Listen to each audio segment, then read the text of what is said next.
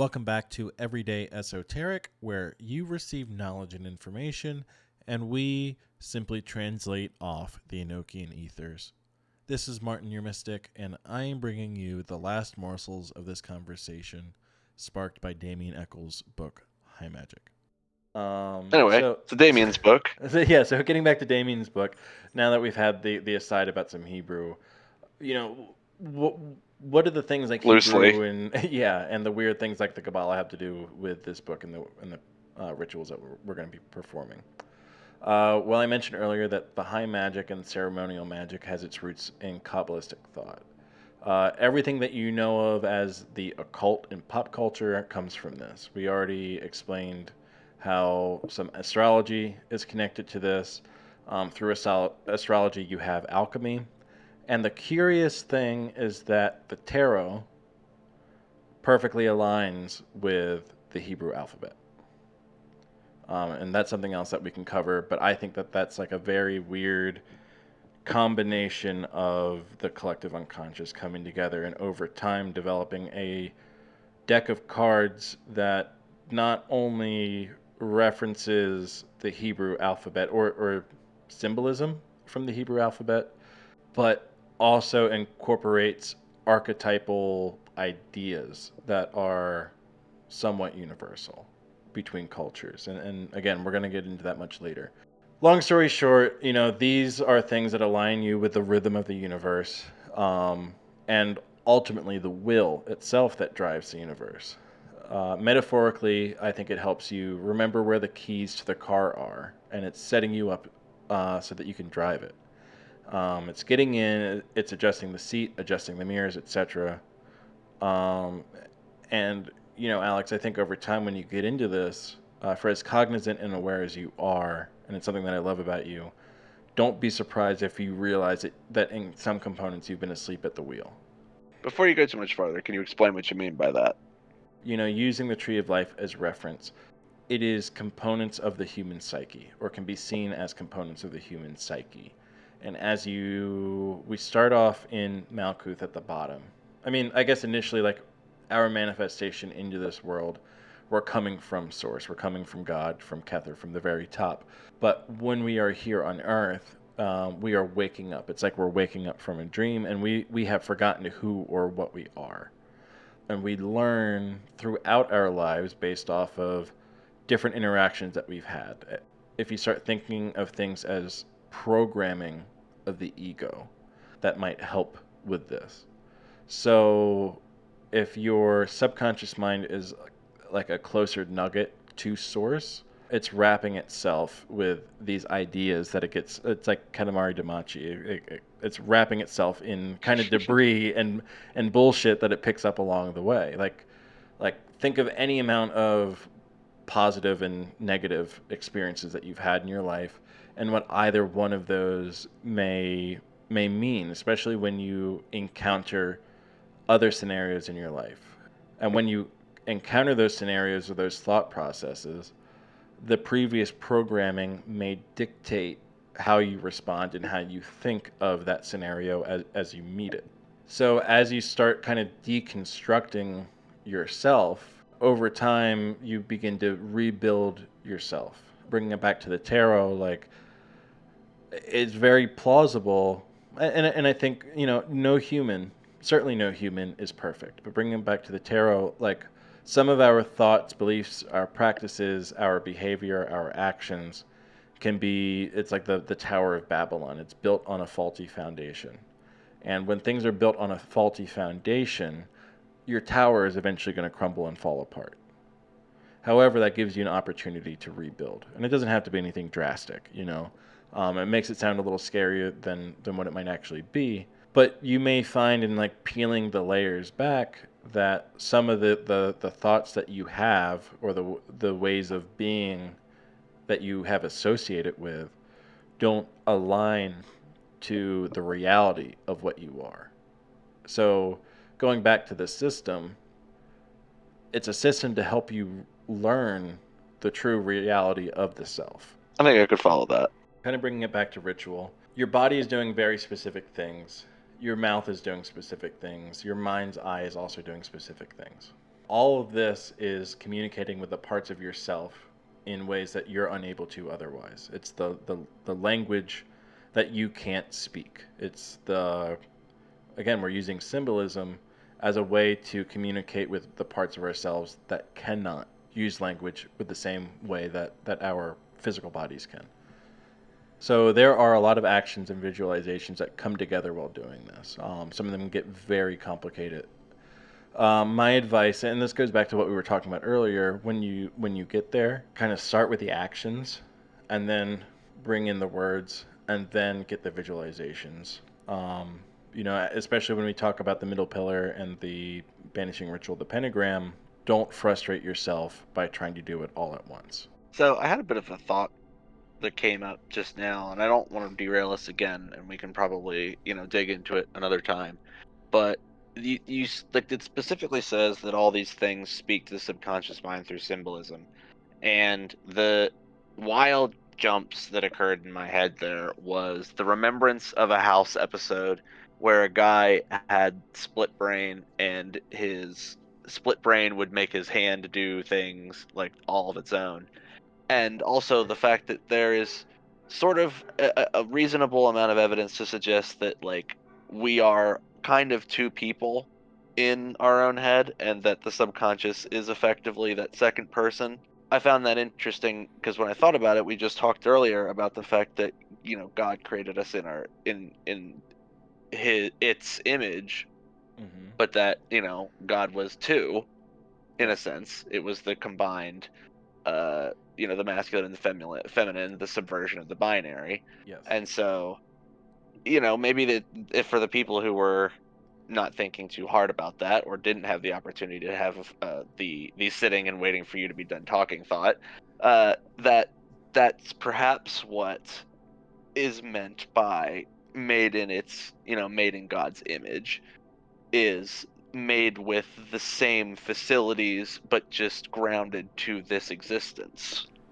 Yes, the same faculties, but in like our Earth version of it, right?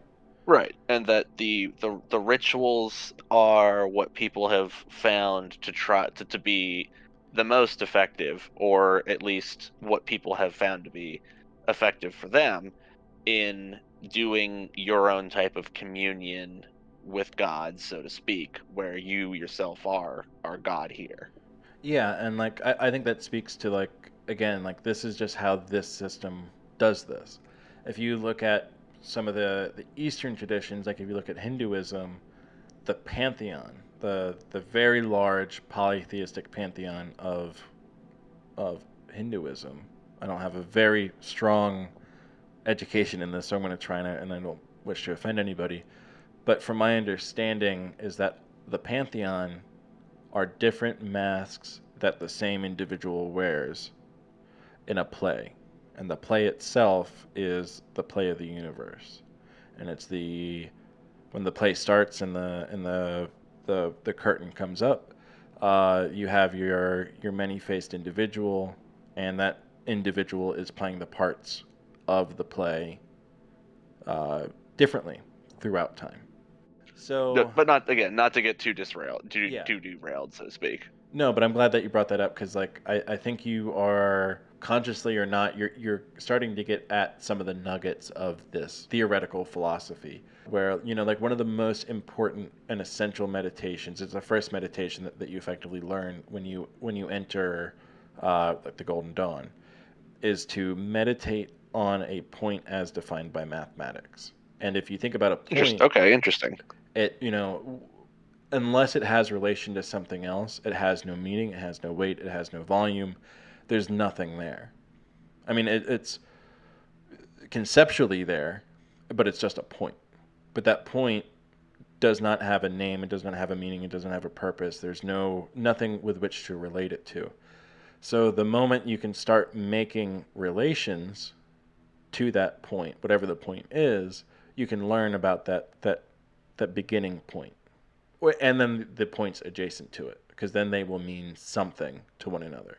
I think that makes a lot of sense. That tracks a lot too with why I think maybe these types of ways of thinking have resonated with a lot of like weird, like not weird math and technology and science men, but like a lot of the uh, big names in this have been science men.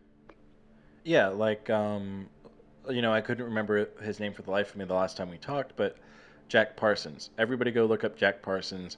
Dude was instrumental in the creation of rocketry and rocket science here in the United States. We effectively wouldn't have missiles and rockets if it weren't for Jack Parsons, or if we did, it would have taken longer to get to that point. He conceived the idea of rocketry from his understanding that allowed him to make the science that he did. He was an occultist that studied under Aleister Crowley and was a member of either the OTO or the AA, I can't remember. But he effectively did a ritual, contacted an entity I believe called the Scarlet Woman. There's a whole mythology around this, but effectively, like, it showed him how to get from point A to point B. Um, Now, clearly, like, whether it happened or not, I can't argue that. But there's something about the symbolism in whatever it is that he experienced that I think got him to the thought processes that he needed to get to create his life's work, his short life's work, because he even ended up blowing himself up, with one of his rockets. So, Godspeed, Jack Parsons. But again, it illustrates We the hardly point that, knew he. yeah. So, but more to your point, I'm illustrating that there were very important people to modern science and mathematics that are occultists. There's some through line where there's something about the brain, and I think it's probably trying to approach mysticism or Well, spirituality from that scientific mindset. I think that's what it is. I think that's maybe why I am able, despite having no prior interest or knowledge to any of this, why I am capable. I don't want to like jerk myself off too hard about this, but why I'm capable of tracking all of what you're talking about so easily is because I am effectively trained to solve problems and think critically and find as many patterns and relations as possible, because all of those things are extremely imperative in me being able to find what patterns exist so I can solve problems and and find solutions to the things that I want to find solutions to. I mean, and probably both of us. I mean, I'm an entomologist and I'm trained in pattern recognition. Trained with which to follow a dichotomous key. So it kind of works out that ultimately my favorite form of spirituality or self-help, psychology, or whatever would of course try to fit the nature of the universe within a dichotomous key, or maybe not Yeah, and not a dichotomous key, but you understand it. It gives it a very yeah, similar flavor or feel. yeah, and I mean, like, I think there's something interesting and fascinating about how, like, one of the facets of my particular field of study was that we would work on algorithmic, not mapping, but you would have to understand what basic pseudocode algorithms and solutions to problems were, and then take real issues and other problems you had, and we practiced mapping those onto pre-existing solutions so that you could get optimal results already. Like, somebody solved and has already come up with the best way to do something. Here is a novel problem. Can you solve that novel problem by applying it to somebody's pre-existing solution by abstracting? And I think there is probably something to be said about training yourself in being able to look at the abstraction basis and then something more solid in a sense, and then turning that into an abstraction and then mapping the abstractions between each other. Yeah, and like, I'd like to point out, there's always been some version of science and mathematics, probably as long as humans have been alive. But the text that the Kabbalah itself was based on, the Sefer Yetzirah, is like an old Hebrew text, and it explains in a way, effectively, like the mystical perspective of the events, at least of the beginning of the Bible. So it effectively changes the Bible from a storybook into a highly symbolic, dichotomous key of the universe, and not just the Bible. I'm talking about the Bible. It's just very easy to make these connections, but with that mindset of if everything's coming from this same source, you or I could get just as much value out of studying Adventure Time through this lens, or studying Filthy Frank through this lens, or through, it doesn't matter. It's Right. as long as you're studying components of life through this lens. Like I said, like it's giving you the corkboard and the red string. Kind of getting back to the rituals. Alex was mentioning the middle pillar because that is, at least in the flow of the book, that is the first ritual that comes up. However, that honestly conflicts with other systems of magic. I almost said mathematics, but of magic. So initially, it would be the LBRP, the Lesser Banishing Ritual, the Pentagram, and the Kabbalistic Cross, which precede the middle pillar. However, I think in the context of this book, Echol presents it prior to the Kabbalistic Cross and the Banishing Ritual, the Pentagram, as a logical development of the practice of visualization and energy manipulation. However, like I mentioned, any other source book will have you learn the Kabbalistic Cross, which I will refer to as the QC, and the Lesser Banishing Ritual, the Pentagram, that I will call the LBRP, that you actually practice this for weeks or months prior to doing the middle pillar, the MP exercise. And they do it for an important reason. The QC helps you realize that you have the keys to the car. The LBRP, the function of that is buckling yourself in and closing the door, and the MP is turning the car on and then hitting the road. So you can't even, like, I guess you can try, but you're not going to get into the car if you don't have the keys. And there's going to be other rituals that we're going to cover, but this is, right now at least, what the book is covering. And I think it's incredibly important to get the foundation before anything else. Israel Regardie, the man that was Aleister Crowley's assistant, and he's the guy that publicly published the entire Golden Dawn text. It's a book that And you can pick up Aleister for 50 Crowley, bucks. he's the guy that like would call up his buddies every so often when he had like a weird Kabbalistic thought, and then they would like do their sort of weird rituals every so often. I mean, I yeah. remember listening to a last podcast on the last episode where Henry very crassly suggested that he would like basically ring up his buddy and have him come fuck him about it. Yeah, so Crowley was an Or interesting am I thinking of a character. different guy? No, that you're thinking of that correctly. Crowley was a very layered individual, put it lightly. um, and yeah, getting pounded by some other dude, like that. There's so much symbolism with the dicks being wands, and then I think it's also in part being like you become the female component and the receptacle for an idea. So it's effectively performing manifestation or God on like a lower level, like we talked about. It just doesn't always have to be between a man and a woman. Does that track or make sense? As like an aside. It makes sense. Okay.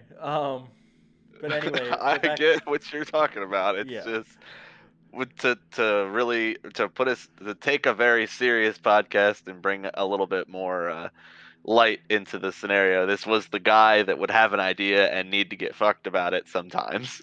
Yeah.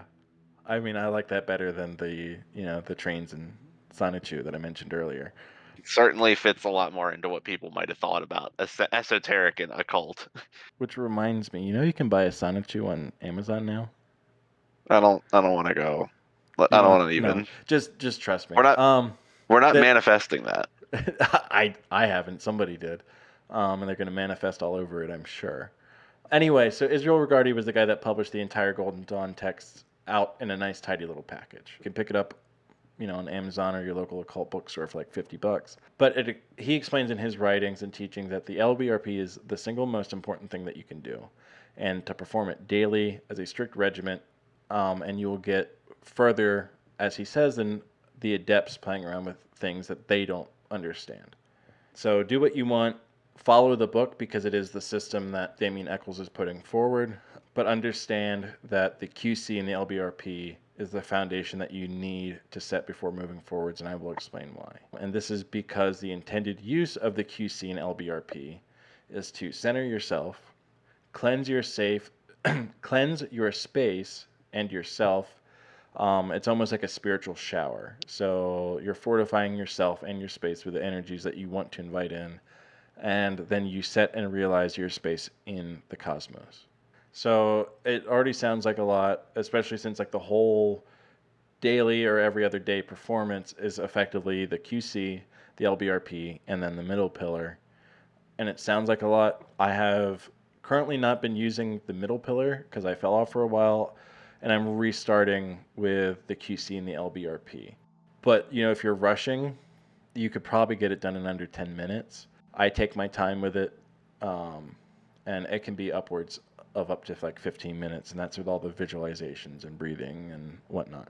So first, let me talk about the Kabbalistic cross and what it's used for. This is the component that is centering the consciousness and your focus. It's an attempt to stabilize and balance your aura, and it prepares you for receiving divine energy.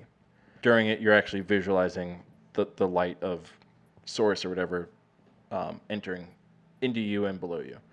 It helps us it helps us realize where we're at in the universe. And I'm going to explain why here in a second.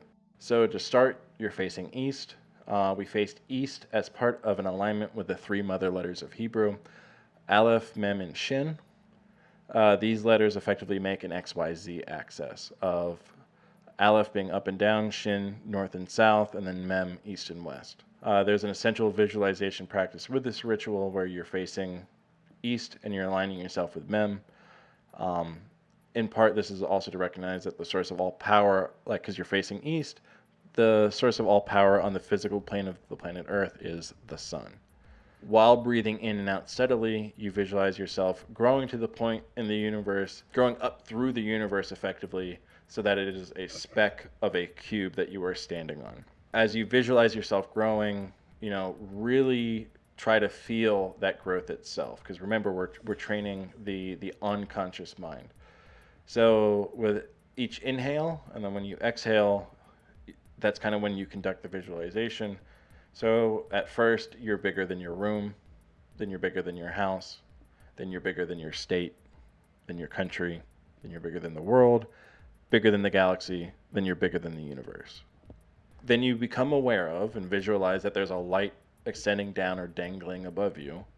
You're going to reach up with your right hand, and you're going to touch that dangly light bit with your pointer and your middle finger. This is called a sword mudra that you're going to be learning. And that's kind of like if you make a closed fist and then stick those two fingers out and keep those fingers together, that's your sword mudra. The light, I promise, in your visualization will stick to your fingers, and then you bring this light down. Visualize that it touches your forehead, and you intone the word Ate. And then you bring that light down to your solar plexus and intone Malkuth. And when you do that, that's when you visualize the light extending infinitely below your body. And then through that square or that cube.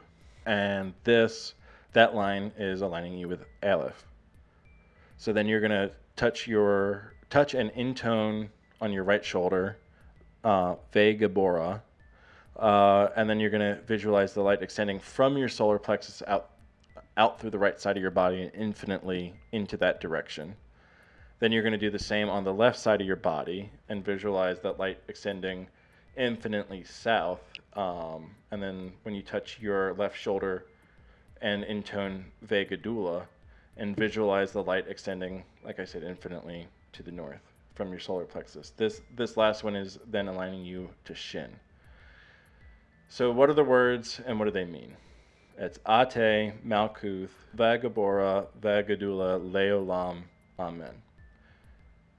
If anybody remembers or has gone to a Catholic church, you may understand this as The kingdom, the power, and the glory are yours now and forever. The direct translation is, thou art the kingdom, the power, the glory forever, so be it. This ritual always precedes the LBRP. So if you hear me say I did the LBRP twice today and yada yada yada, assume for now that it always comes with the addition of the Kabbalistic at the beginning of the LBRP and immediately at the end of the LBRP. So in performance of ritual, they are near inseparable. The visualizations described are also incredibly important. It's training your subconscious and your conscious mind that you are not only are connected to the source of everything, but you are also a component of the source of everything, and you yourself are at the center of everything. So that's definitely something.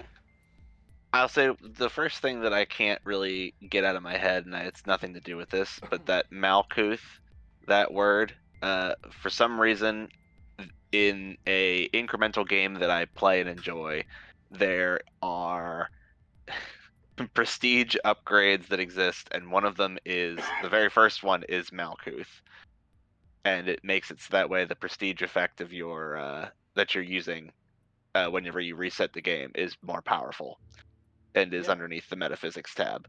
Yeah. Mitch, maybe you can quickly tell me whether or not any of the rest of these words ring any bells, but the first one is Malkuth, but then it goes Yesod, Had, Netzach, Tiferet, Gevurah, Chesed, Bina, Chakma, and Keter. Yes. So that, in the way that you described it, that is the 10 Sephiroth, or the 10 Sephirah of the Sephiroth. So the game effectively in some way is taking you up through the Tree of Life. And it makes sense that like Malkuth would be first. Would be first because it's clearly the first on the Tree of Life, but it has a direct connection with Source. You know, because it's the end of the beginning of the beginning of the end, whatever.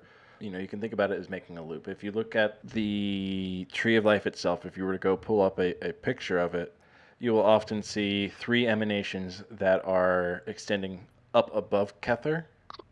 And when you get to the Dion Fortune book, and it probably discusses it in the Chicken Kabbalah as well, but that Kether itself is like the primordial Malkuth. So that, with that like little snippet, it kind of suggests that even the top of the Tree of Life as we know it is still a manifestation of something of a higher order. And that's bigger, deeper thoughts or whatever.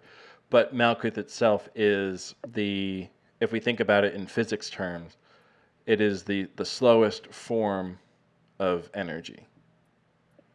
And that's what allows it to kind of settle and manifest in the existence that we know it. Okay.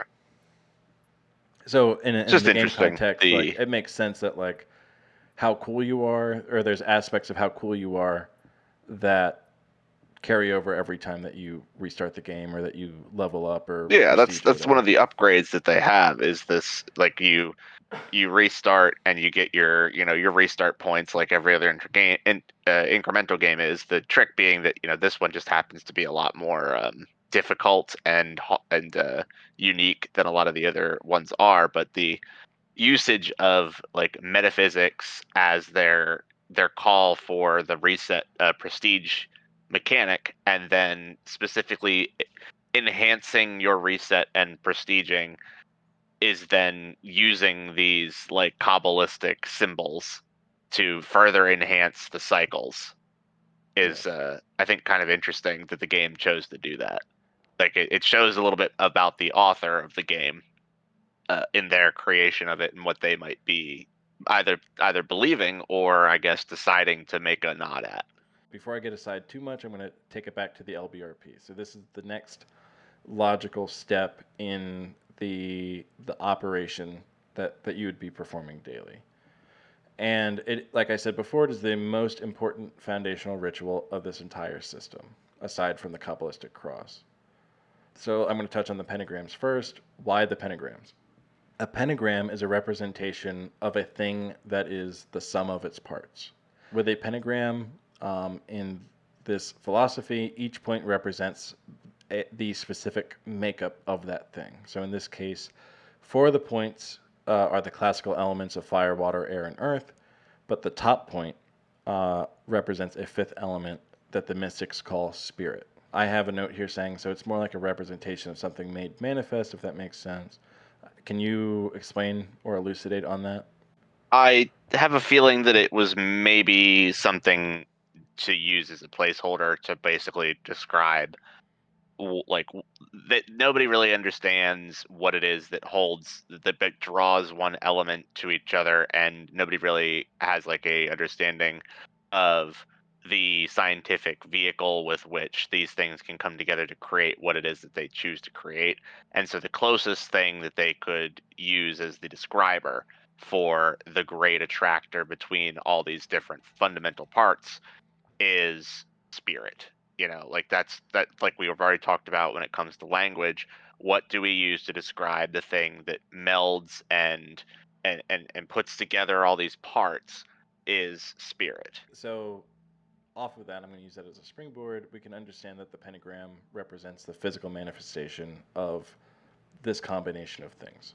So with that, it represents matter, it represents earth. So specifically, it represents the tangible world, the universe, the reality that we think is the reality that our meat suit interacts with every day. It's Malkuth. It's the final hey in Yod Hey Vow Hey. In the traditional usage of pentagrams in this context, you are banishing your specific space from etheric influences. So you are not directly banishing the physical earth, the earth elementals or tangible things. I like to think about it as like when you bleach, when you clean. You're not like throwing your sink out. You're not destroying the sink. You're not removing it from this plane of existence. You're just kind of wiping the gunk off. You're getting rid of the gunk. And more importantly, like not only are you doing that, but like some occultists will take it almost too literally and think about it as like the earth of earth. But in doing so, that means that you're also kind of getting rid of like everything about that sink, and you just can't do that. So that then begs the question of like what makes it a banishing ritual or a banishing pentagram anyway? And it's because because you're actually actively going to be visualizing yourself, well, not just visualizing it, but you're going to act it out as though you are drawing pentagrams around you. You draw the pentagram starting from the bottom left point, which represents earth, and then you're sending that idea, I guess, or things from earth back up to spirit, where things originated from. Facing east, and like I mentioned earlier, that's going to be your top middle point of the pentagram, which is representing spirit. Again, you're going to have 4 stations, and you're going to intone the various names of God 4 times while drawing a pentagram in the 4 cardinal directions. Again, you're going to be doing this with the same sword mudra as you were using in the Kabbalistic cross, the same 2 fingers on your right hand, effectively.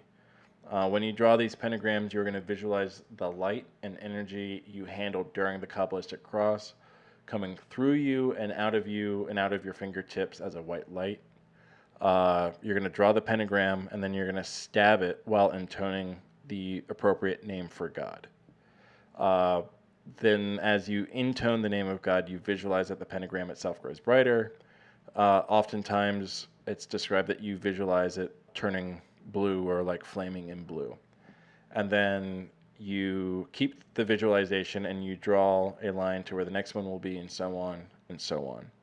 The 4 God names that you will be intoning at what would that be, the east, south, west, and then north positions are Yod He Vav He, Adonai, Ihea, and Agla. So we covered Yod He Vav He earlier. Adonai just means Lord. Ihea is connected to the Sephiroth Kether and means I am, or I am that I am. At least that is how God referred to itself to Moses in Exodus 3:14. Facing north, when you draw your pentagram and intone Agla, you're actually intoning an acronym meaning Ate Gibor Le Olam Adonai, or thou art mighty forever, O Lord. Then you close your circle effectively by drawing from that last position back to the eastern facing position. And then once you're facing east again, like I said, this is probably the most complicated but essential parts of this entire thing. This is when you start getting your first taste of what I hadn't realized before as the evocation of angels. So you're going to stand facing east, and for this part of the operation, you are going to stay standing facing east, and you're going to be intoning the names of 4 archangels while visualizing them with their symbolic colors and garbs and tools. So first is Raphael. You intone the name of the angel. So like before me, Raphael, and you visualize an angel manifesting or materializing in front of you.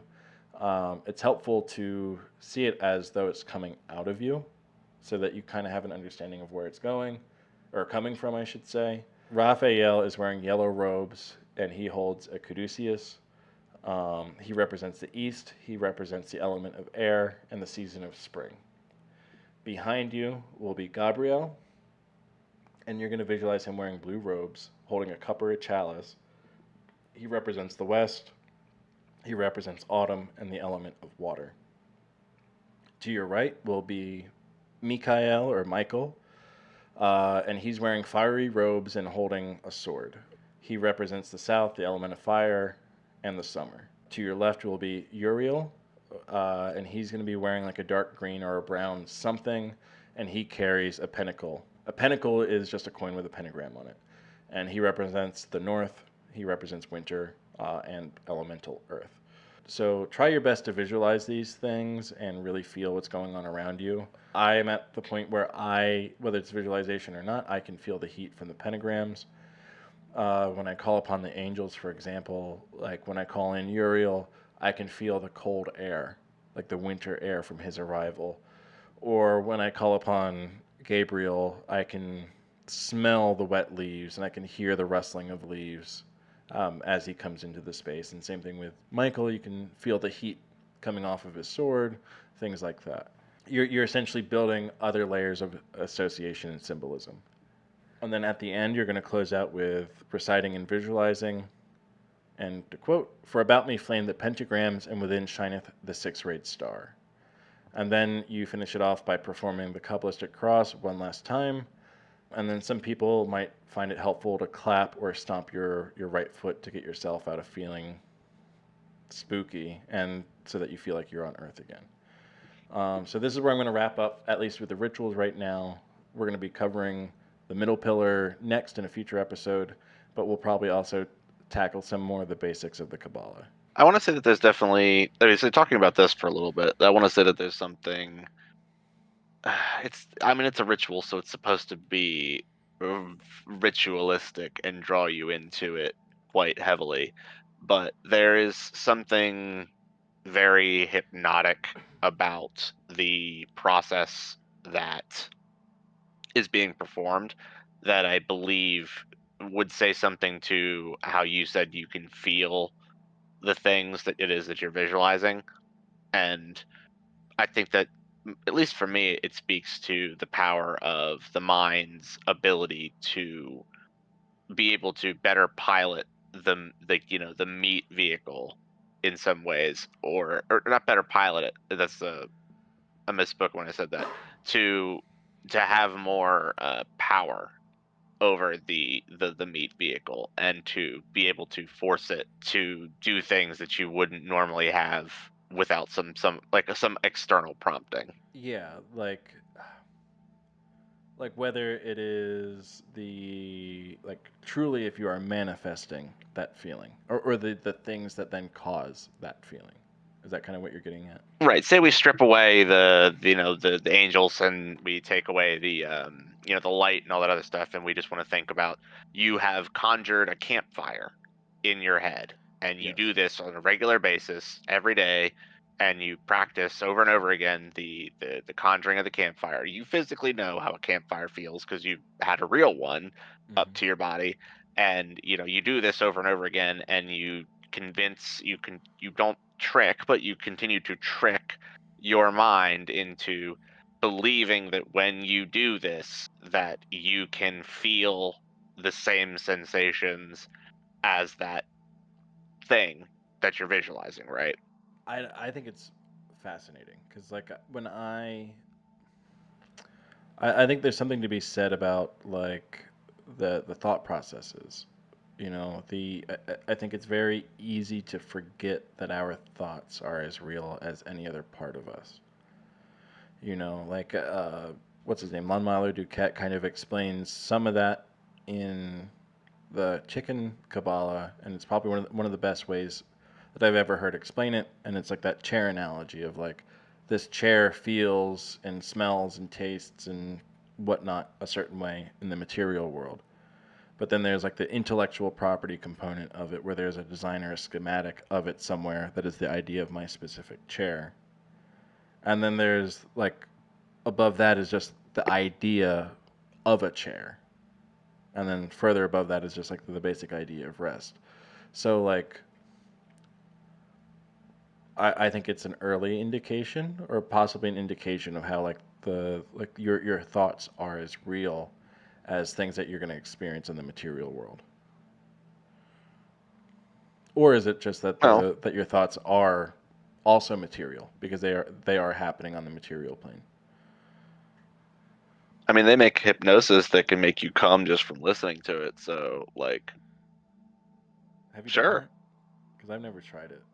I want to say that there's somebody that I've met recently that was addicted to that, or maybe something I I read on the think internet. that there is a Current psyop that's existing that is trying to turn young, misguided men into gooners, and one of the failing or one of the like sort of darker paths of the gooning comes into the listening to hypnosis and doing drugs, and it's trying to find alternative ways to reach orgasm, and it ain't great. It ain't I great. don't know what I don't know what evil in the world is trying to get people to do those rituals, but that's like we've gone well way off the rocker there. Yeah, and this is something that we should probably talk when we're both better informed of it, or have like a source book at least to talk about it. But like, I often well, think that I was gonna say the okay, Before we go too far off the deep end with the source book, to say one thing or another, it is true that there are a lot of facilities of your body that are controlled entirely by the mind, yeah, and yeah, one of those things can be both the physical and existential pleasures one feels, and to suggest that the human orgasm can be induced not necessarily from physical touch but from the stimulation of the mind is not an impossibility if we know enough about what the human orgasm is anyway. yeah, and actually, like legitimately, this is stuff that we will touch on. Like, there's a whole field of sex magic, and again, I say that your mind automatically might think of like sex in itself. It doesn't necessarily have to mean sex, but it is a large component of what what you're talking about with like Aleister Crowley, and then in the '80s it was popularized by chaos magicians who kind of took this whole concept of what we're talking about, stripped away all of the angels and all of the biblical stuff, and left it at the we're talking about pure symbolism, pure psychology, and approaches magic from a perspective of it being an aspect of something extra physical or metaphysical, that there is some scientific something behind it. the chaos magic is interesting. I like I kind of that Resonates me a little bit.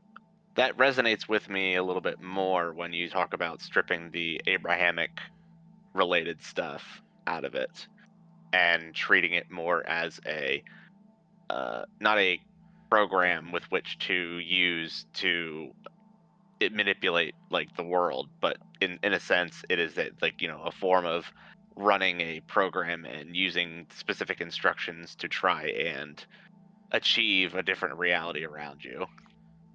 Yeah, and like, uh, hacking the fabric of the world.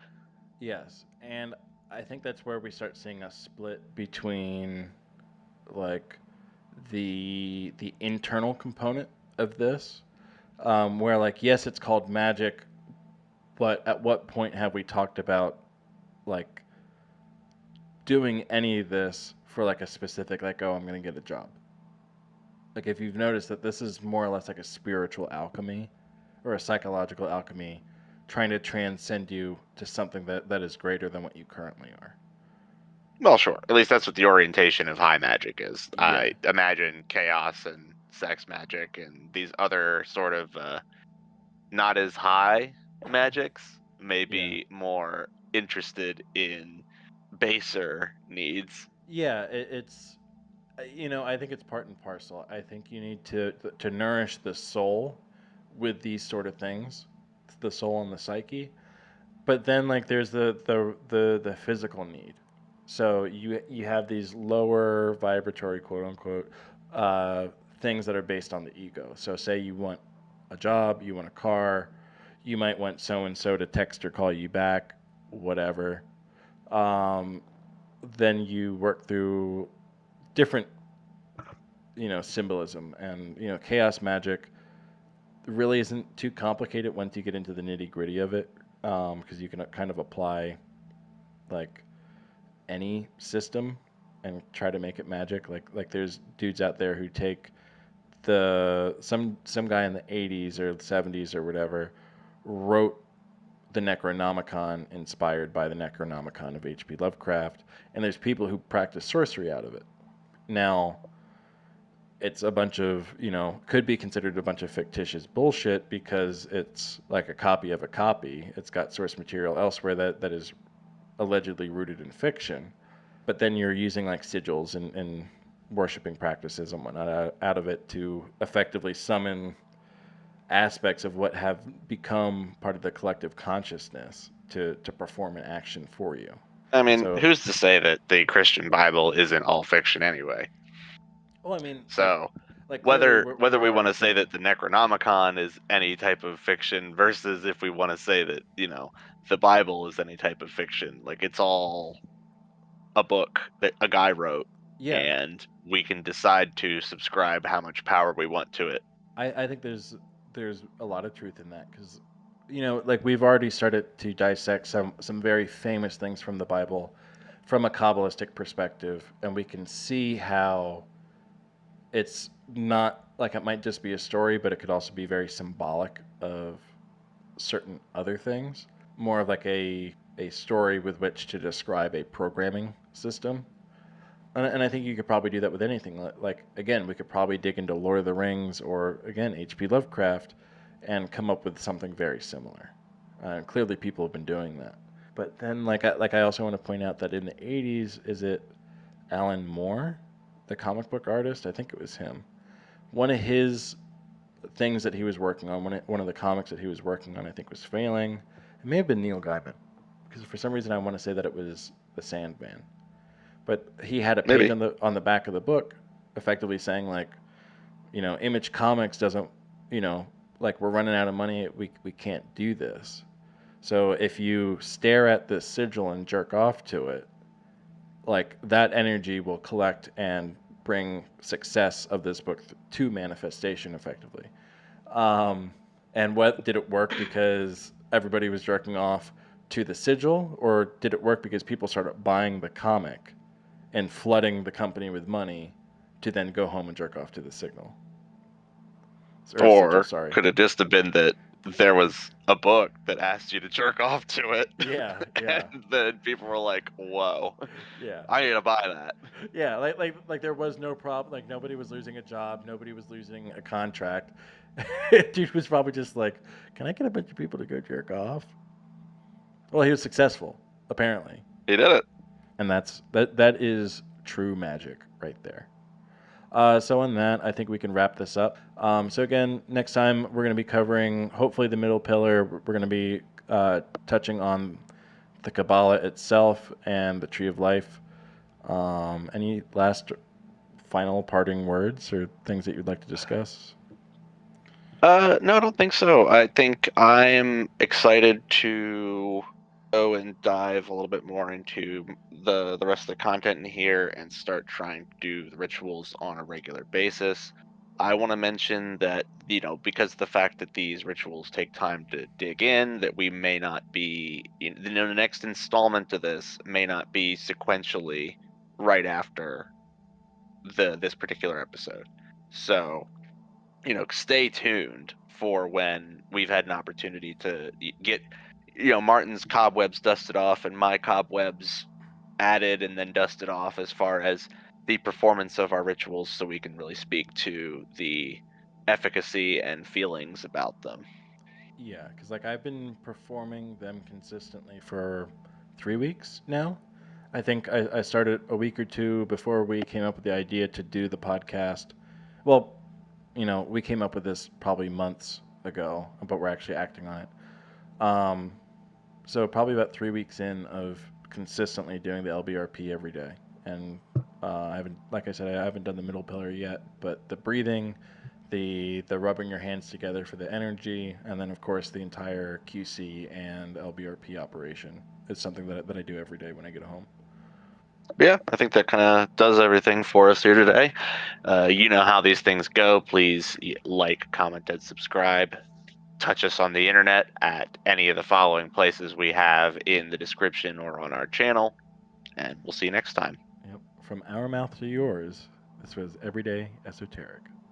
Bye, everybody.